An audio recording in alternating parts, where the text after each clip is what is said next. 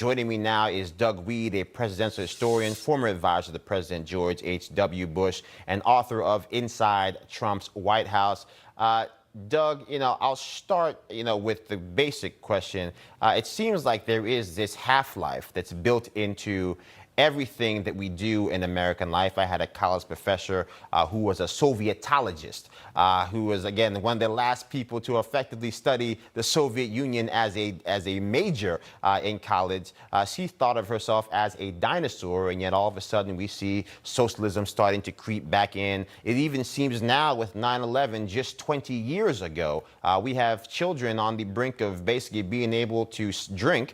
They can already smoke. They weren't alive when 9/11 happened, and yet already we see as if the policies we're passing don't seem to take into consideration the pain and suffering we vowed never to happen again on U.S. soil. Yeah, Joe, there's that famous quote from Benjamin Franklin that he who will sacrifice his liberty for the sake of security will lose both. And sometimes the cure can be worse than the disease. I look back on 9/11, and like most of the people who comment on it, I'm thrilled about the fact that America united, that America fought back.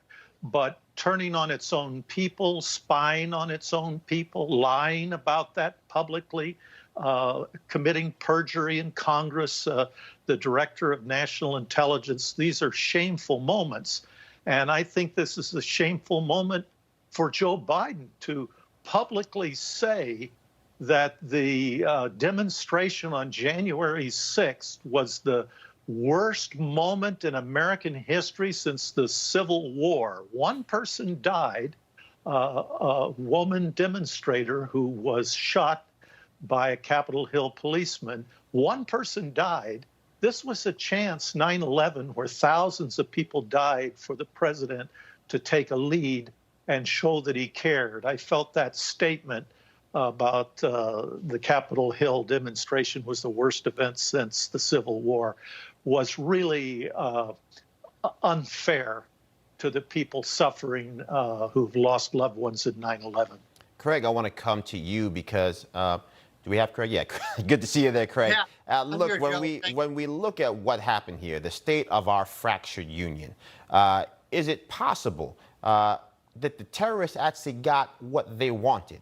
If you look at, to Doug's point, a nation that in the aftermath of 9/11 had a Patriot Act, a nation in the aftermath of 9/11 that now has gone from trying to infringe on personal liberty to now trying to infringe on public speech, private speech, now trying to have vaccination mandates. Have we, in fact, become the chief authors of the new America that the terrorists suggested was always the hidden America from their perspective? Joe, everything you said is exactly right.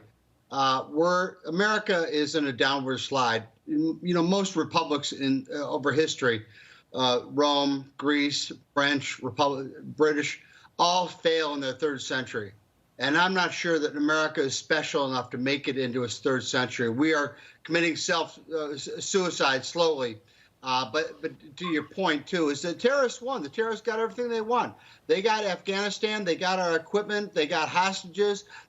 Now they're exporting terrorism to the United States. Individuals here in the United States moving around us who want nothing more than to create mayhem here in the United States. I don't see how Joe Biden, who must be, he's having a senior moment or many senior moments. It's certainly a Metamucil day for him. To say that America won, America lost by the court of public opinion, by world opinion, by public polling, in every measure of every standard. America has lost. America lost to the terrorists. America lost to Afghanistan. And America is losing the future to terrorism. Doug, to that point, look, I would have to agree. It's beyond any type of denial at this point. We lost the war in Afghanistan. We may have kept America safe over those 20 years. Certainly, that is something that we should applaud. But we certainly lost the war. China is about to take over the Air Force Base. China just formed a $31 million alliance with the Taliban. China is about to start flying out our hardware.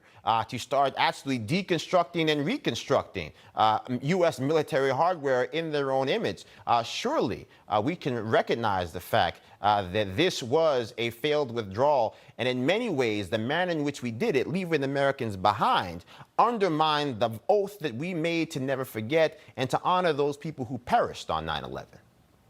Yeah, that's tragic. And China gets the lithium, the gold, the silver, the uranium, the aluminum, on and on it goes. I think, Joe, having been in the White House and advised President, if I was advising President Biden, I would say, let up on the American people. Forgive the American people. He came out shooting right from the beginning. He was angry because some of us had voted for his political opponent. He called us terrorists. He's angry if we don't wear a mask. He's angry because not enough of us are vaccinated. I did it, Joe, as soon as I could, but it ruined his July 4th that he had promised. And he's mad at us over Afghanistan, even though that was his fault because it ruined the celebration he wanted to have on 9/11.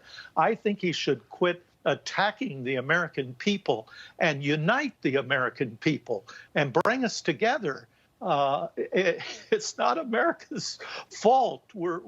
He's the president. He's the leader. Right. Show us some leadership. Give us a chance. Rally this country. Absolutely. Shirley, Craig, got about 30 seconds here for you. We have this American impulse to nation build, and every time we try to nation build, the nation falls, but nothing is built, and we end up leaving with our tail between our legs. Is nation building in the DNA of us? And if so, can we cure ourselves of it? Well, if we do it right, we can do it if we do it right. We shouldn't do it too often. We rebuilt Japan. We rebuilt Germany after World War II. So those were examples that worked. But we tried. We did it very, very gently. We didn't try to impose our culture and our will and try to build our schools and things like that in those countries.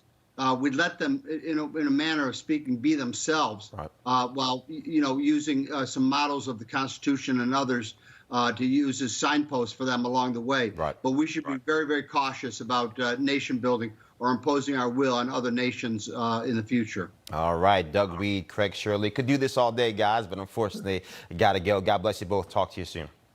Thank you, Joe.